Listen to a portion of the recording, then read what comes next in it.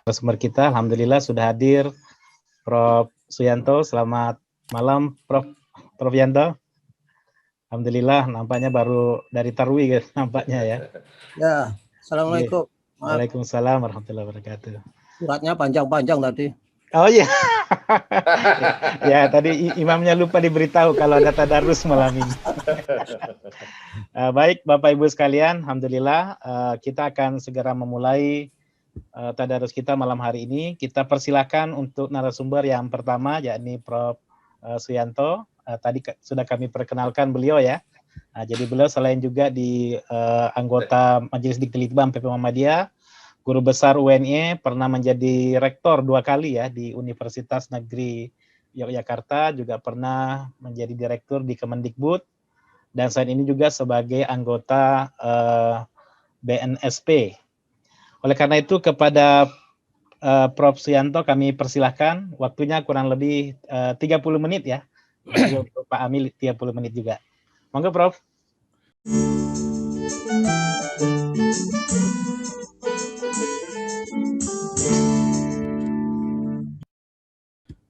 Assalamualaikum warahmatullahi wabarakatuh. Waalaikumsalam warahmatullahi wabarakatuh. Mohon maaf, saya terlambat Bapak-Bapak dan Ibu-Ibu. Saya tidak bisa mempersiapkan dengan baik ya, karena waktunya nggak cukup. Bicara mengenai wajah perguruan tinggi kita masa depan, saya betul-betul nggak bisa menghadirkan wajahnya. Ya mungkin saya bicara alisnya aja lah, kalau nggak kumisnya gitu. Karena sangat kompleks ke depan. Oleh karenanya saya share saja lah apa yang saya siapkan ini. Ya. Jadi kita berbicara wajah pendidikan kita, pendidikan tinggi di masa depan. Ini coba saya cek tampilannya biar nggak ketutup-tutup. Di tempat saya kok ketutup ya. Oke, jadi wajah perguruan tinggi Indonesia masa depan ini saya kira tidak gampang digambarkan untuk saat sekarang, karena perubahan itu benar-benar unpredictable. Oleh karenanya saya kira yang menyebabkan perubahan di masa depan itu adalah gimana ini balikin. Bentar, ini komputernya tadi terlanjur di anu tuh, tindis tadi. Ya makanya saya mau balikin ke sana nggak bisa. Mungkin di stop dulu Prof, di stop dulu lalu ditayang lagi. Ya, contohnya ini gaptek ini. Jadi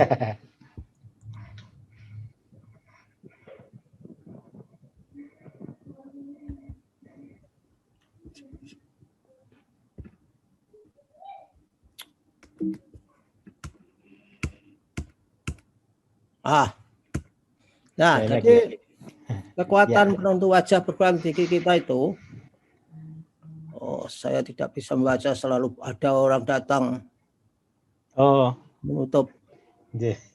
Oke, siapa? Adalah tren perubahan global yang itu yang saya katakan unpredictable tadi dalam bidang teknologi, dan juga ada revolusi digital. Perubahan masa depan itu begitu nggak bisa diprediksi karena gejalanya itu sudah apa yang disebut dengan VUCA. Jadi volatile, uncertain, complex, dan ambiguous.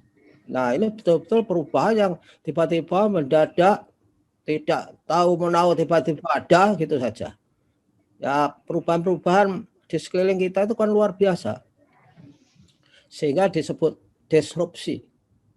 Di mana praktek-praktek lama itu sudah tidak bisa terjadi lagi. Perubahan luar biasa. Contohnya misalkan saja kalau perubahan tidak ada surat menyurat, itu kan luar biasa itu. Tadinya orang surat menyurat itu hal yang penting, sekarang nggak ada orang melakukan surat menyurat. Cukup pakai WA. Pakai WA itu juga kita bisa menilai teman kita itu baik atau buruk. Setelah kita ngirim WA, tandanya centang sudah biru, nggak dibalas, itulah yang teman yang jelek. sehingga nggak perlu di WA lagi sekali. Ini perubahan luar biasa itu. Dan perubahan itu tidak kita rasakan tiba-tiba ada. Juga mempengaruhi budaya. Budaya kita. Budaya itu adalah values in practice. Yang saya selalu contohkan itu perubahan yang menyangkut diri kita masing-masing. Saya dulu ketika ulang tahun, ini selalu saya bercontoh di berbagai seminar. Pada waktu jadi rektor itu orang-orang yang dekat dengan saya pada datang bawa makanan enak-enak. Paling 5 orang yang datang. Sekarang ini kalau saya ulang tahun yang memberi ucapan ulang tahun itu 5.000 orang, tidak sekedar 5 orang. Tapi dari 5.000 itu nggak ada yang bawa makanan, hanya bawa gambar makanan aja. Ada gambar macam-macam lewat WA itu indah-indah. Nah itu bentuk perubahan budaya yang itu juga akan membentuk bagaimana menggiring perubahan-perubahan pada praktek-praktek di pendidikan tinggi. Juga ada pandemi COVID-19. Ini ada lesson learn. Kita belajar dengan ada COVID ini. Belajar bagaimana menggunakan daring. Belajar daring. Itu memiliki nurturing effect terhadap kehidupan di perguruan tinggi. Sehingga ini merupakan belajar untuk membentuk wajah perguruan tinggi di masa depan.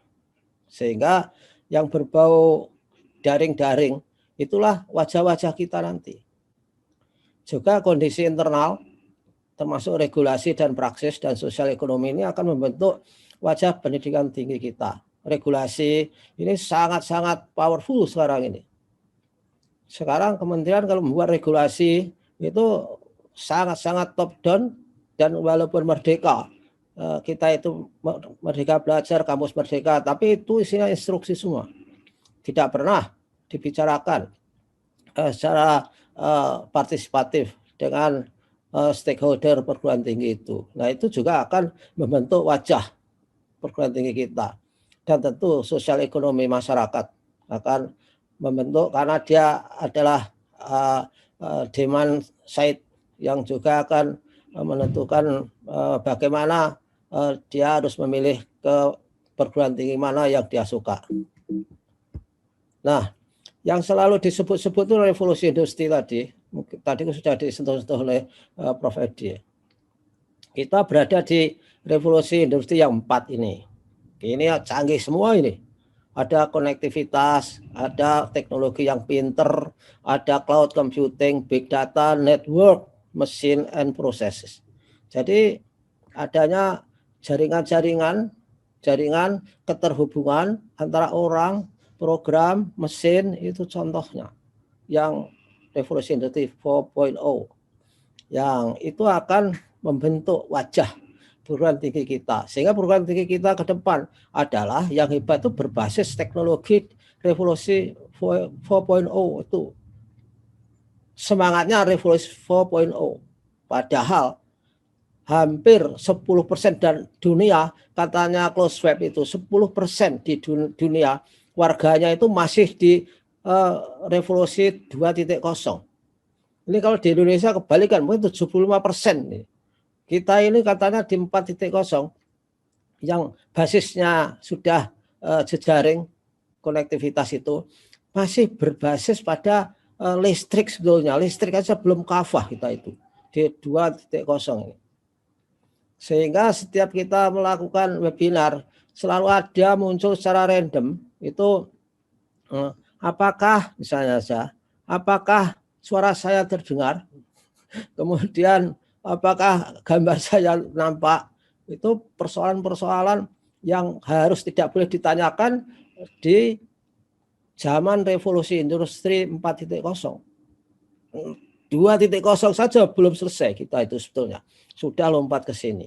Nah, oleh karenanya ini juga merupakan tantangan bagi perguruan masa depan. Nah, apa yang terjadi ke depan? 70% pekerjaan itu diotomatisasi akan menggunakan artificial intelligence. Sungguh mengejutkan.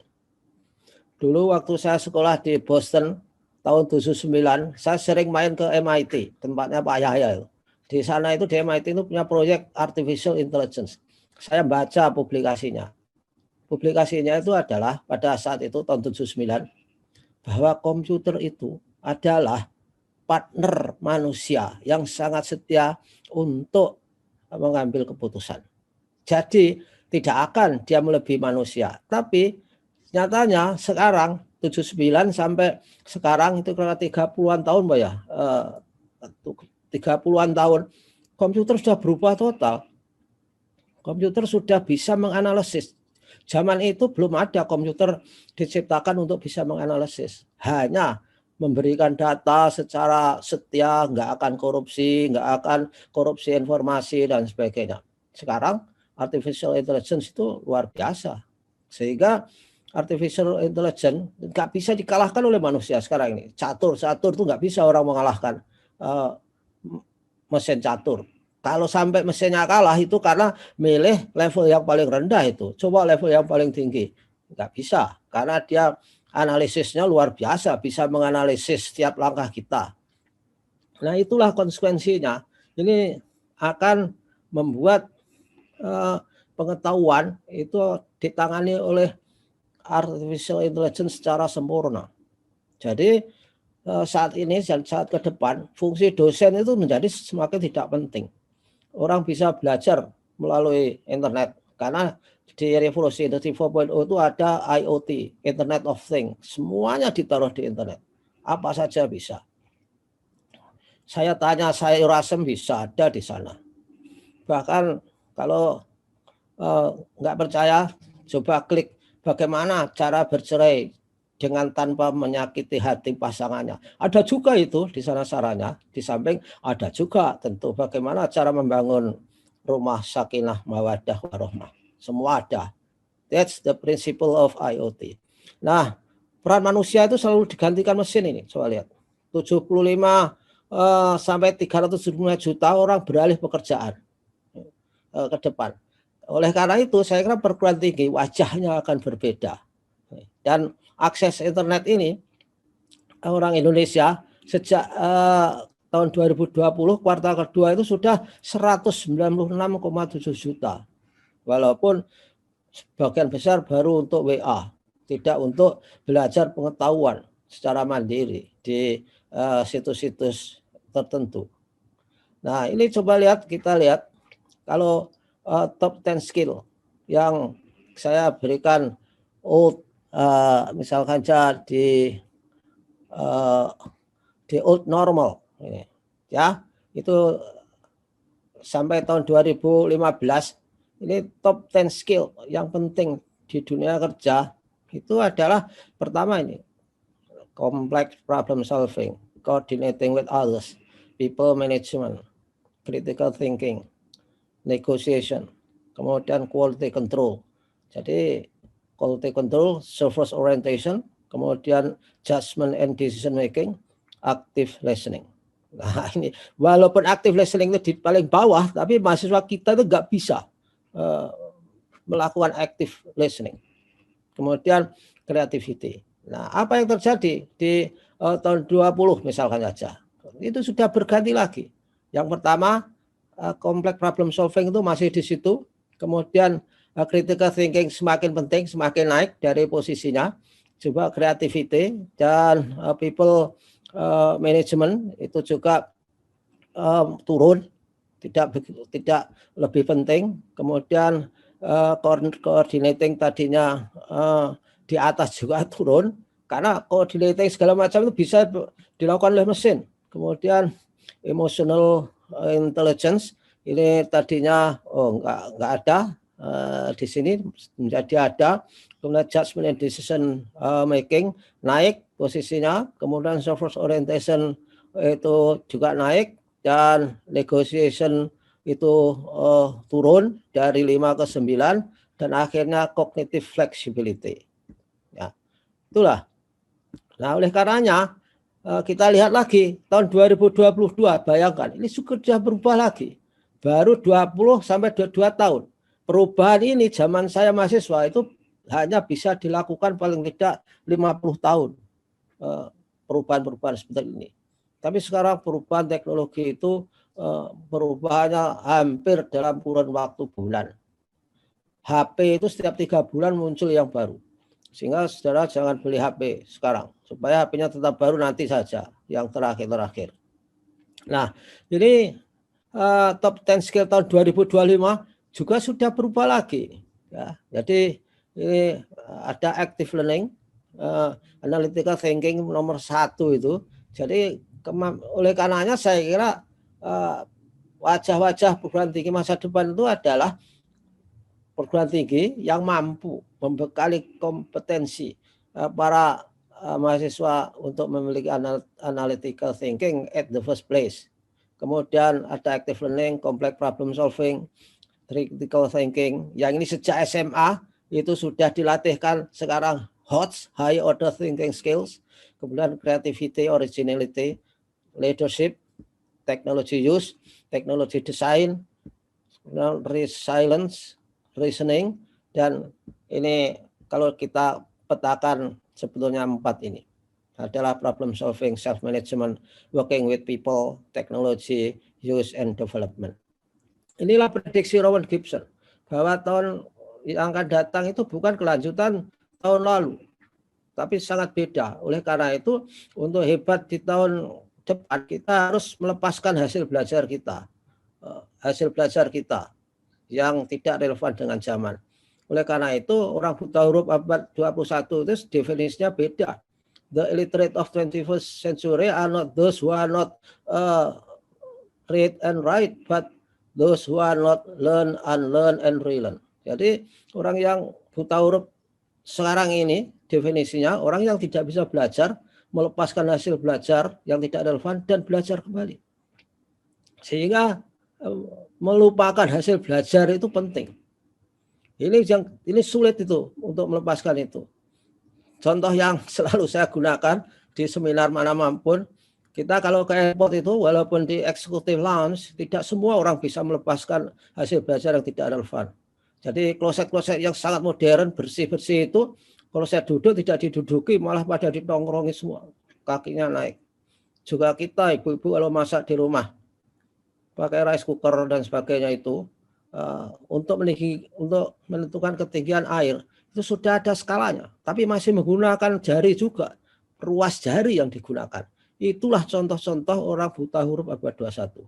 Nah, sekarang 21st century skill ini yang akan menggait wajah perguruan tinggi kita, dan itu wajah perguruan tinggi yang baik ke depan itu yang mengajarkan, yang memiliki kurikulum di mana mahasiswanya itu akan memiliki literasi fundamental yang berupa literasi, numerasi, science literacy, ICT literacy, kemudian cultural and civic literacy. Kemudian akan memiliki kompetensi how student approach complex challenges, yaitu harus memiliki apa yang disebut dengan terkenal 4Cs, yaitu critical thinking, kemudian creativity, communication, collaboration, dan ada yang menambah itu compassion. Jadi punya passion itu. Jadi ya, kemudian kompetensi yang lain bagaimana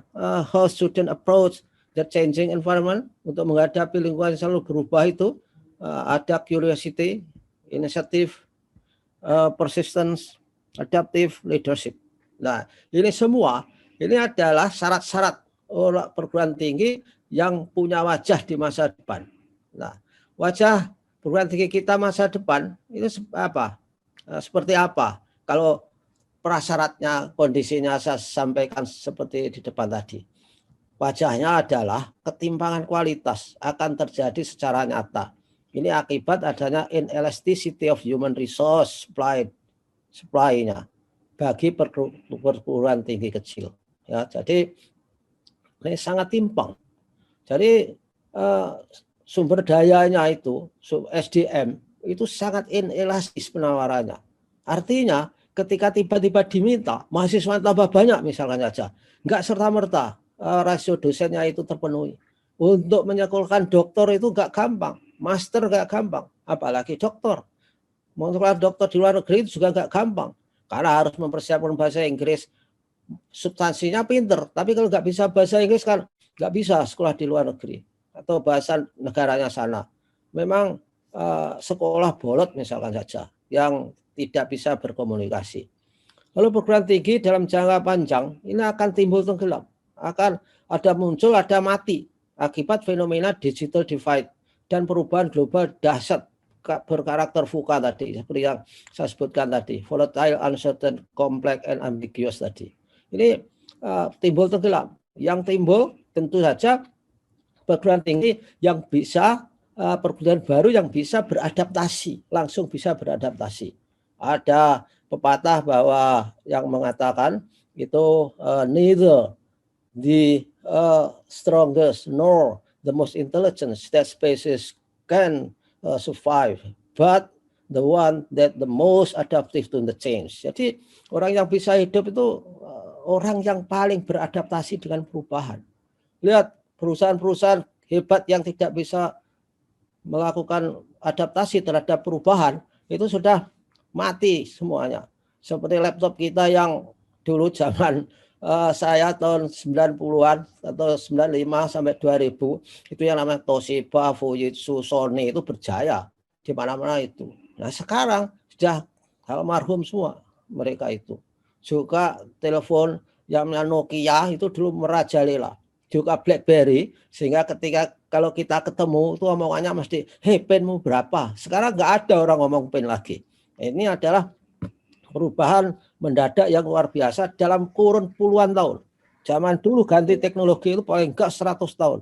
Kemudian disusul 75 tahun, 50 tahun, akhirnya sekarang 10-an tahun, dan bahkan sekarang dalam bulan sudah berganti-ganti. Nah, digital divide ini di Indonesia terasa sekali. Daerah-daerah yang terpencil, isolated, nggak bisa akses kepada internet. Itu yang menyebabkan juga perguruan tingginya di daerah itu nggak bisa berkembang. Kemudian tren revolusi digital membuat sebagian perguruan tinggi Indonesia menjadi semakin kuat dan sebagian akan status quo dan bahkan mati. Ya, yang mati itu akan ada nanti. Sehingga kalau mau mati husnul khotimah, sejak sekarang harus siap-siap mati. Ya, jadi siap mati itu artinya mau reinkarnasi apa gitu, supaya husnul khotimah. Akibat dari revolusi digital ini memang luar biasa, membuat perguruan tinggi bisa hidup tiba-tiba, ada yang mati juga. Yang hidup tiba-tiba tentu perguruan tinggi yang sangat literat dalam teknologi digital, baik secara kurikuler, tata kelola, maupun evaluasinya. Perguruan tinggi yang didatangkan dari luar negeri itu langsung hidup di sini. Karena tidak harus dia punya mahasiswa secara fisik, dia bisa menggunakan proses belajar secara digital. Bisa saja dia nggak punya gedung, nggak masalah itu. Karena dia punya perangkat untuk memiliki mahasiswa-mahasiswa yang virtual. Kemudian kematian perguruan tinggi di Indonesia pawan bawah ini akan dipercepat dengan tren perubahan global dan regulasi nasional. Jadi itu harus disesuaikan. Regulasi nasional ini kan lama-lama itu sebetulnya juga akan meningkatkan kualitas sebetulnya. Tetapi kan infrastrukturnya belum semuanya dimiliki oleh semua perguruan tinggi. Katakanlah misalnya saja Merdeka Belajar. Orang harus 3 semester di luar prodinya. 1 semester dalam universitas di luar prodi. 2 semester di luar universitas. Ini kan tidak semua bisa itu. Kalau itu diterapkan secara nasional, itu kan nggak jalan. Gitu. Ataupun jalan tapi pura-pura. Pseudo lecture, pseudo learning. Artinya belajar yang pura-pura. Misalnya kalau kita punya Universitas Muhammadiyah, tukar-menukar saja barter. Yang pelajaran di sini suruh ambil sana ambil di sini gitu. Nah ini akan juga merepotkan dan itu bisa mempercepat kematian perguruan tinggi yang kelas bawah. Kemudian terakhir nih kata perguruan tinggi masa depan kita, maka ini kurikulumnya padat kompetensi. Rezim ijazah itu akan berakhir. Ini fenomenanya ada di Google dan Ernst & Young. Ini tidak memperhatikan ijazah tapi mementingkan kompetensi dalam merekrut karyawannya. Kemudian brandingnya perguruan tinggi masa depan itu brandingnya berbasis infrastruktur digital seperti IoT, artificial intelligence, big data, machine learning dan sebagainya. Bukan pada gedung megah bertingkat tinggi dalam arti fisik. Gedung-gedung tinggi itu pada tahun 2035 sudah tidak ada gunanya karena perguruan tinggi itu basisnya akan digital. Sehingga Muhammadiyah yang punya gedung-gedung tinggi sudah harus merencanakan untuk membuat hotel tahun 2035 misalnya saja. Awal-awalnya tahun 2045 sudah nggak diperlukan gedung yang sebanyak itu. Nah, watak programnya itu harus integrated. Jadi syarat penting perguruan tinggi ke depan itu integrated, flexible, individualized. Integrated itu artinya antar subject matter sehingga pendekatan multidisiplin, interdisiplin itu menjadi penting. Fleksibel artinya bisa diakses dari mana saja, kapan saja. Nah, ini kan menuntut bahwa tata kelola kurikulumnya itu harus menggunakan virtual, harus menggunakan digital, sehingga pendidikan jarak jauh ke depan itu akan menjadi primadona. Nah sekarang ini baru belajar jarak jauh yang dikatakan PJJ itu saya salah sebut. Itu hanya memindahkan kelas ke dalam laptop, itu baru belajar jarak jauh. Dan individualized, artinya orang itu bisa memilih sesuai dengan kebutuhannya. Lihat sekarang YouTube itu menjadi pilihan utama. Koran, TV sudah mulai mati, 10 tahun lagi mati koran dan TV itu. Semuanya pindah ke YouTube karena di YouTube kita bisa belajar secara individual sesuai selera kita. Belajar apa saja ada di situ. Dan kalau misalnya mau pengajian, milih ustadz yang model apa saja ada di situ. Tidak harus didikte oleh TV misalnya saja. Pengajian setiap pagi itu. Tata kelolanya berbasis digital dan bahkan akan paperless. Nah, karena itu semua harus memiliki transformasi. Memiliki transformasi, maka harus orang-orangnya di dalamnya itu harus memiliki reflective thinking, creative thinking, relational thinking, kemudian harmonious thinking, applied thinking, ground develop constructive thinking, dan juga critical thinking, strategic thinking. Saya kira itulah saudara-saudara, mohon maaf kalau ada hal-hal yang keliru dan tidak memuaskan karena ini hanya alis dari wajah, bukan wajah yang sebenarnya. Terima kasih. Wassalamualaikum warahmatullahi wabarakatuh. Waalaikumsalam warahmatullahi wabarakatuh. Terima kasih Prof. Suyanto. Luar biasa sekali ya insight dari Prof. Yanto tadi. Ya, membuat kita ini gregetan rasanya ya melihat tadi bukan hanya wajah yang ditampilkan ternyata, tapi juga ada watak ya, watak pendidikan perguruan tinggi masa depan ya. Banyak sekali kata kunci yang menjadi pesan dari Prof. Suyanto tadi ya tentang peran manusia ya, peran manusia ke depan ya di perguruan tinggi, kemudian beberapa skill yang setiap saat sekarang berubah ya, jadi tidak butuh waktu 10 tahun ya, tapi bahkan 2 tahun sekarang sudah berubah ya, sudah berubah ke skill yang dibutuhkan oleh masyarakat. Kemudian ada tadi learn, unlearn dan relearn ya. Jadi kita sekarang butuh cara belajar yang baru ya. Nah, jadi learn, unlearn dan relearn gitu. Ya, jadi kemampuan untuk melupakan ya, belajar yang kemarin ya, untuk di unlearn kemudian relearn ya. Relearn kembali. Kemudian tadi ya berbagai perubahan-perubahan tersebut ya bisa bisa memacu bagi yang sudah established ya. Tapi tadi perguruan tinggi yang papan bawah bisa jadi malah semakin dekat kepada pintu kematian ya. Karena adanya tren perubahan global dan juga tadi regulasi nasional